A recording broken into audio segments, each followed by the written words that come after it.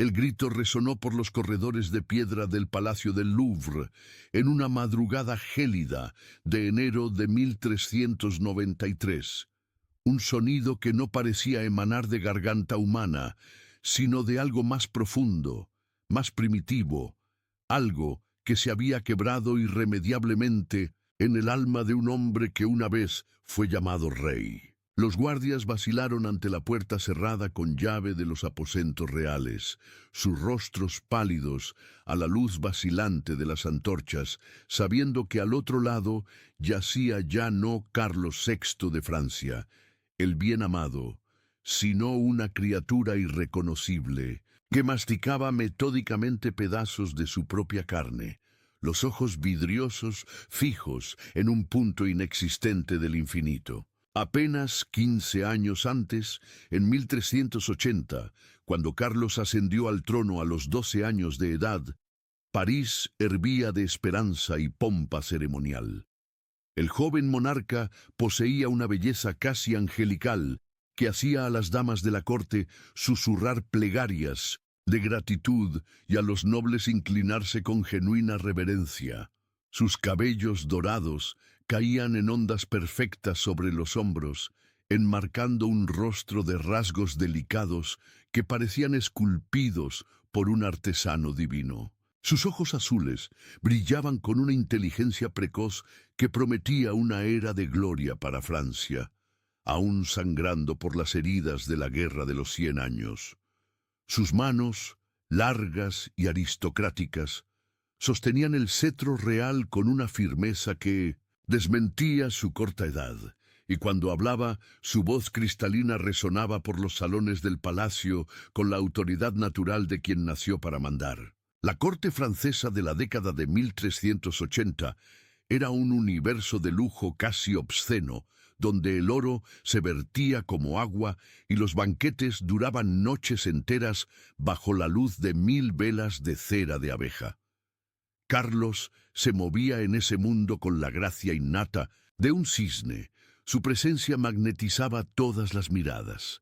Vestía ropas de terciopelo bordadas con hilos de plata. Sus botas de cuero suave apenas rozaban el suelo de mármol mientras caminaba por los aposentos reales. El rey adolescente adoraba las artes. Patrocinaba a poetas y músicos que componían baladas sobre su magnificencia, y su biblioteca personal crecía a diario con manuscritos iluminados que costaban fortunas.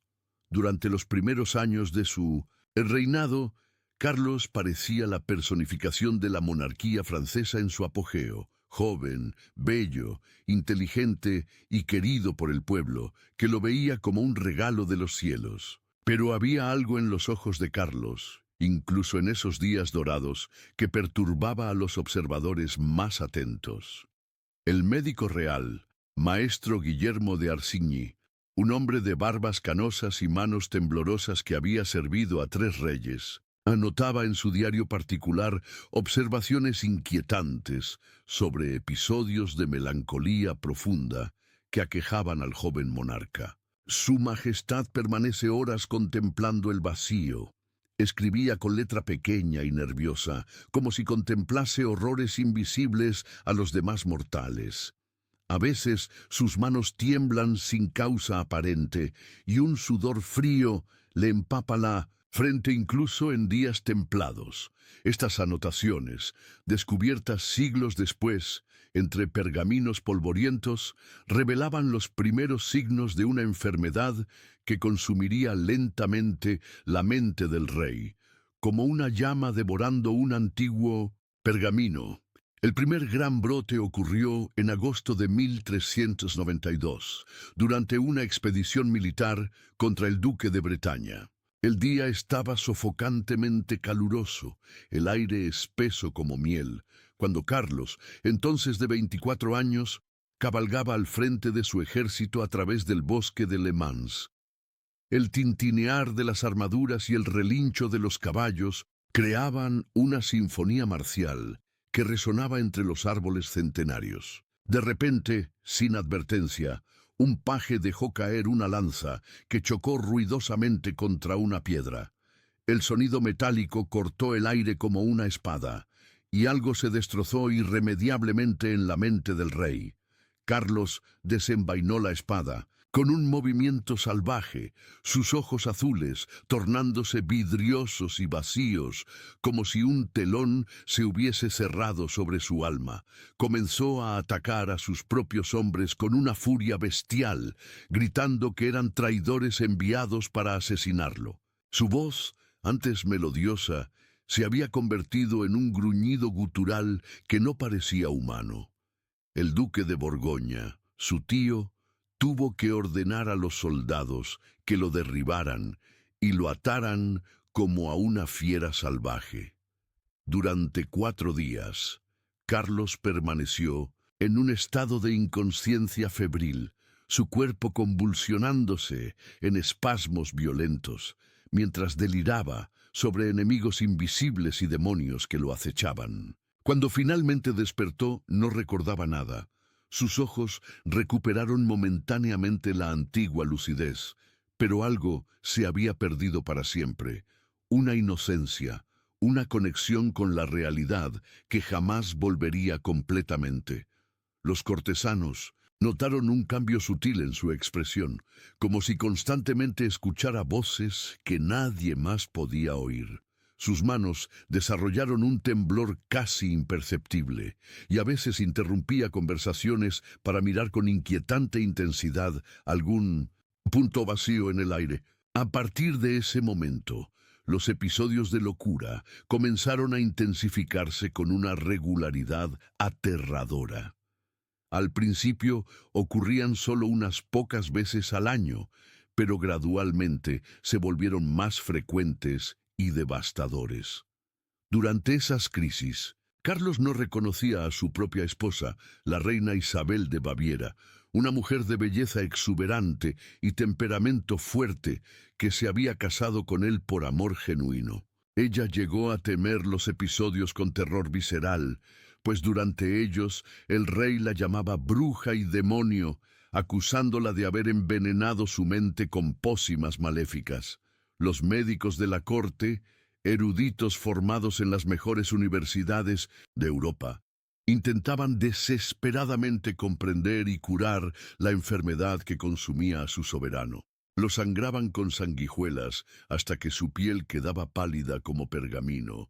Le aplicaban cataplasmas de hierbas exóticas en el cráneo, le hacían ingerir pociones repugnantes preparadas con polvo de unicornio y lágrimas de virgen. Nada funcionaba. La locura parecía tener raíces demasiado profundas, alimentándose de alguna fuente oscura que los conocimientos de la época no alcanzaban a comprender. Durante los períodos de lucidez, cada vez más escasos y breves, Carlos mostraba una agonizante conciencia de su condición. En una carta dictada a su secretario particular en 1394, escribió con una elocuencia conmovedora: «Siento mi razón resbalando entre los dedos como fina arena, y no puedo hacer nada para detenerla. A veces despierto sin saber quién soy, dónde estoy o por qué todos me miran con tanto terror en los ojos. Dios me ha abandonado o lo he abandonado yo. Ya no sé distinguir entre ambos». Estas palabras, conservadas en los archivos secretos del Vaticano, revelan la tortura psicológica que el rey sufría en los momentos en que aún poseía suficiente claridad mental para comprender su propio deterioro. La corte francesa, antaño modelo de elegancia y sofisticación para toda Europa, se transformó gradualmente en una atmósfera de suspenso y horror. Los nobles caminaban por los corredores en silencio, susurrando entre sí acerca de los últimos episodios del rey. Las festividades se volvieron escasas y sombrías, interrumpidas siempre que llegaban noticias de una nueva crisis. Los embajadores extranjeros informaban a sus soberanos de descripciones perturbadoras sobre el estado mental de Carlos, y Francia comenzó a ser vista por los demás reinos como una nación gobernada por la demencia. Lo más perturbador eran los relatos sobre el comportamiento del rey durante los brotes más severos. Según testigos, pasaba días enteros conversando con personas invisibles, gesticulando violentamente y respondiendo a preguntas que nadie le hacía. A veces se negaba a comer cualquier alimento, convencido de que todo estaba envenenado, y adelgazaba dramáticamente hasta que sus huesos eran visibles bajo la piel tensada. En otras ocasiones, devoraba enormes cantidades de comida con las manos, como una fiera, lamiendo los platos y gruñendo a cualquiera que intentara acercarse. Pero fue en 1395 cuando ocurrió el incidente que sería susurrado en pasillos durante generaciones. Durante uno de los episodios más severos de su enfermedad, Carlos fue hallado en sus aposentos privados en una escena que traumatizó para siempre a todos los presentes. Había arrancado pedazos de piel de sus propios brazos y piernas con las uñas que habían crecido compulsivamente hasta hacerse largas como garras. El olor a sangre coagulada impregnaba el aire, mezclado con el hedor acre de sudor y orina.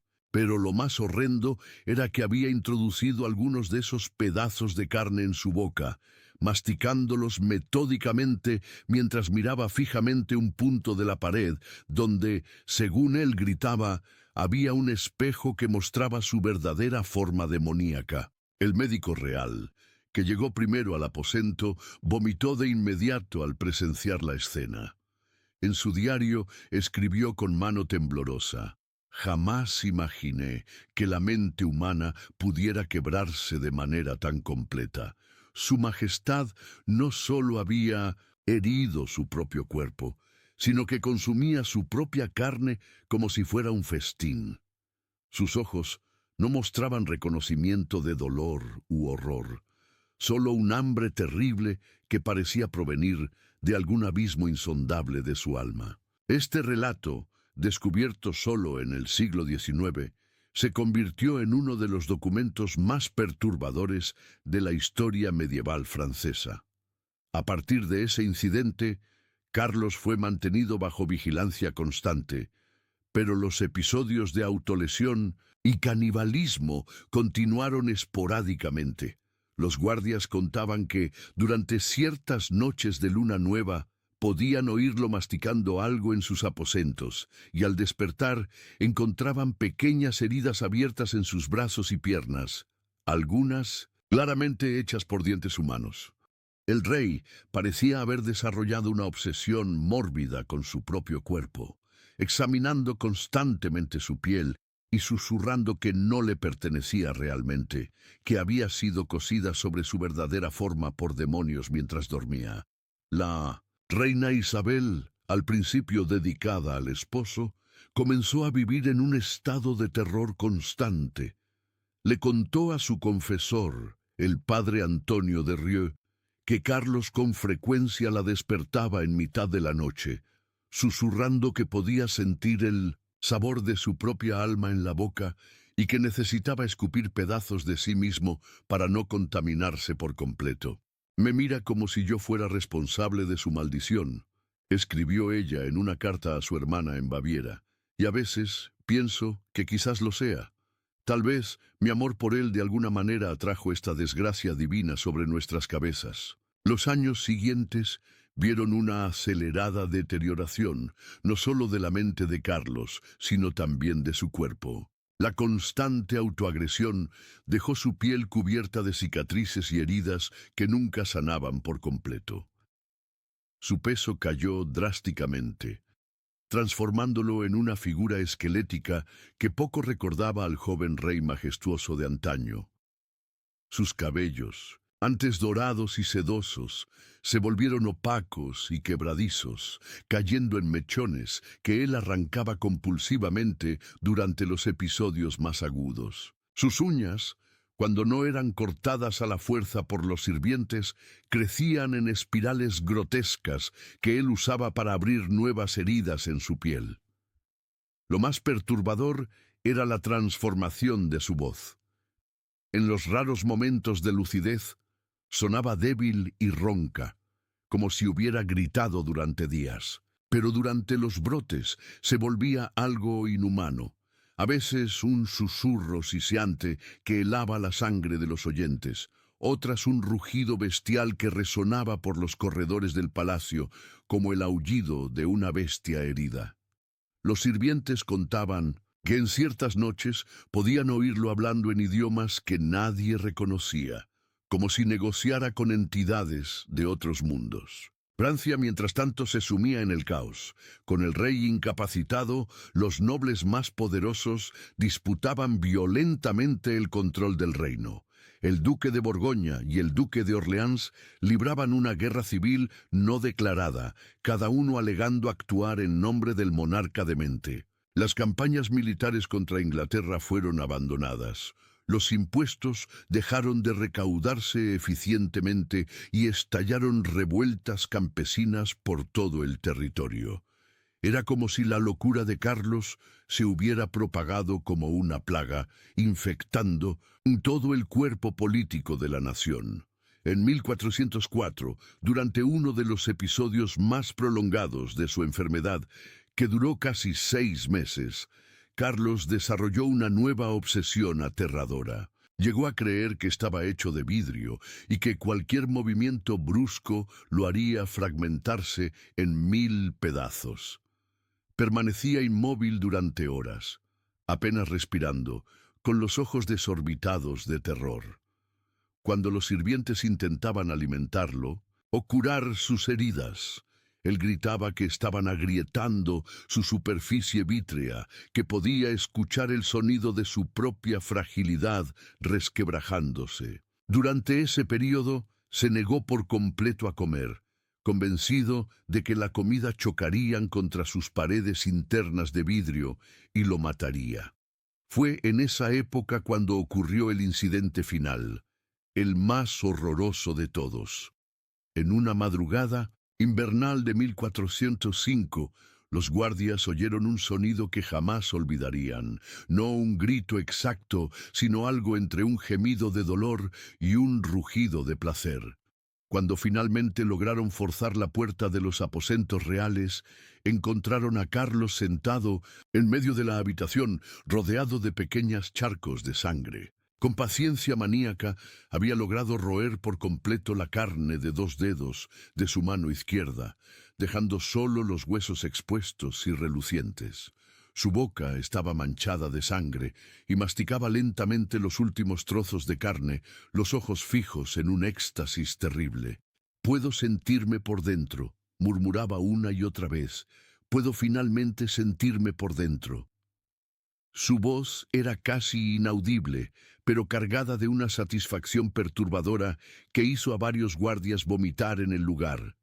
El médico real, ya un hombre quebrado por décadas de horror que había presenciado, simplemente se arrodilló y lloró, incapaz de procesar la magnitud de la devastación humana ante sus ojos. Ese fue el último gran episodio documentado de automutilación y canibalismo de Carlos.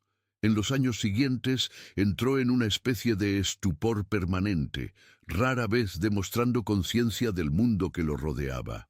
Su mente, aparentemente, se había retirado por completo de la realidad, dejando solo un cuerpo frágil y dañado que seguía respirando más por costumbre que por deseo de vivir.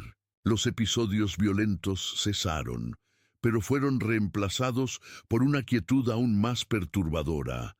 Permanecía sentado durante días enteros, fijando algún punto distante, moviendo ocasionalmente los labios como si recitara oraciones en silencio. La corte se adaptó gradualmente a gobernar en torno al fantasma de su rey. Carlos continuó oficialmente en el trono hasta su muerte en 1422, pero su presencia era meramente simbólica. Un recordatorio constante de la fragilidad de la mente humana y de la naturaleza arbitraria del poder divino. Los nobles que lograban audiencias con él contaban que era como hablar con una estatua de cera que respiraba y ocasionalmente parpadeaba, pero no mostraba comprensión alguna de las palabras dirigidas a él. En los últimos años de su vida, Carlos se convirtió en una figura casi mítica de horror y compasión. Historias sobre su canibalismo se difundieron por toda Europa, cada una más exagerada que la anterior. Algunos decían que había devorado partes de su propia lengua, otros que había roído sus propios labios hasta dejar los huesos expuestos. Embajadores visitantes pedían específicamente no ser llevados a los aposentos reales, temiendo que la visión del rey loco les provocara pesadillas permanentes. La reina Isabel, que había permanecido al lado de su esposo durante casi 2 décadas de horror, finalmente cedió ante la presión psicológica. En sus últimos años, ella misma desarrolló signos de inestabilidad mental.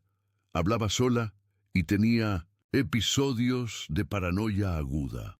Algunos historiadores sugieren que la convivencia prolongada con la locura de Carlos de alguna manera infectó su propia psique, como si la demencia fuera contagiosa a través de la proximidad emocional. Cuando Carlos VI finalmente murió en octubre de 1422, a los 53 años, su cuerpo estaba irreconociblemente dañado por décadas de autoagresión.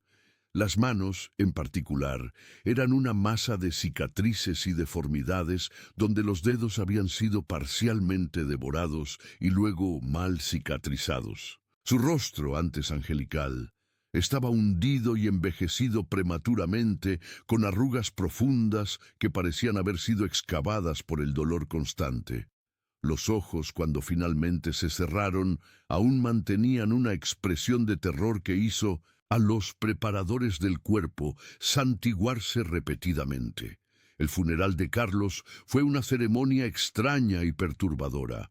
Aunque se observó toda la pompa real, había una atmósfera de alivio apenas disimulada entre los presentes. Francia finalmente se había librado de su rey demente, pero el trauma colectivo de casi 3 décadas de locura real había dejado cicatrices profundas en la psique nacional. Durante generaciones, el nombre de Carlos VI se susurraría como una advertencia sobre los peligros de la ambición desmedida y la fragilidad de la condición humana. Los documentos médicos sobre el caso de Carlos, preservados en los archivos del Vaticano y de varias universidades europeas, continúan fascinando a psiquiatras modernos. Sus descripciones detalladas de episodios de autocanibalismo, dismorfismo corporal y psicosis persistente ofrecen un vistazo raro a la enfermedad mental en su forma más extrema y destructiva. Algunos expertos actuales sugieren que Carlos pudo haber padecido una combinación de esquizofrenia, trastorno bipolar y síndrome de Cotard, una condición rara en la que el paciente cree estar muerto o que partes de su cuerpo no existen. Pero, más allá de las explicaciones clínicas, la historia de Carlos VI sigue siendo uno de los estudios de caso más perturbadores sobre el aislamiento absoluto de la locura. En un mundo sin comprensión psiquiátrica moderna, sin medicamentos eficaces ni terapias adecuadas, se le abandonó a navegar solo por los territorios más oscuros de la mente humana. Su automutilación y canibalismo pueden verse no solo como síntomas de enfermedad mental, sino como intentos desesperados de establecer algún control sobre un cuerpo y una realidad que se habían vuelto completamente extraños para él. La tragedia de Carlos VI trasciende su individualidad para convertirse en un símbolo universal de los límites de la comprensión humana y de la vulnerabilidad fundamental de nuestra cordura. Fue un hombre que literalmente se consumió a sí mismo, devorando no solo su propia carne, sino su identidad, su humanidad y su conexión con el mundo de los vivos. Su historia sirve como un recordatorio sombrío de que, tras la fachada de civilización y poder, todos llevamos dentro la capacidad de un horror absoluto, no solo contra otros, sino contra nosotros mismos. En sus células cerebrales destruidas, Carlos había encontrado un infierno particular, donde era simultáneamente verdugo y víctima, depredador y presa. En ese universo interno de dolor y confusión, consumir su propia carne quizá representaba la única forma de conexión genuina que aún lograba establecer. Una comunión terrible consigo mismo que trascendía las barreras impuestas por su enfermedad mental. Era, en su lógica distorsionada, un acto de amor propio llevado al extremo más grotesco.